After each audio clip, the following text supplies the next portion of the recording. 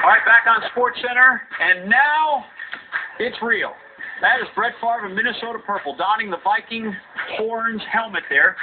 Folks in Green Bay might suggest a bifurcated tail and a hay fork to go with those horns, but that's a whole different story. Physical, must have passed it, gone well. Signed on with the Minnesota Vikings. You see him, he's headed to practice. 10 to 12 million according to Mort for one season. This is really, I guess, what he wanted last year from the Packers. Ended up with the Vikings. 6 Eastern, the formal introduction by the Vikings at team headquarters, and you can see that live on SportsCenter. First, though, Mike Tirico, Ron Jaworski, John Gruden, Monday Night Football crew, and the Vikes quarterback. So it took about 100 hours to let the Michael Vick news sink in, and then boom, Brett Favre to the Vikings. What's your immediate reaction, John? I like this job. I'm getting a lot done with quarterbacks here the last couple of days. I'm jealous, to be honest with you.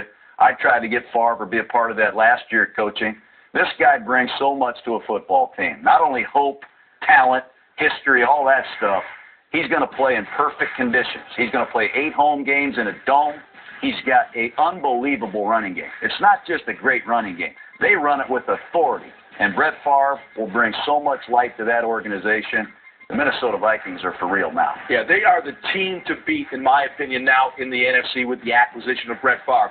They are now a complete team. Hey, we know about the defense. They play the run as well as anyone in the National Football League. Antoine Winfield out in the corner, fantastic. You mentioned the running game, Adrian Peterson. You know, you're going to load the box up because of Adrian Peterson. Now you get those one-on-one isolation routes to the outside. Bernard Berrien, Sidney Rice, and no one throws the football to the outside better than Brett Favre. All right, you're Brad Childress. You're in your Vikings office, and now this happens.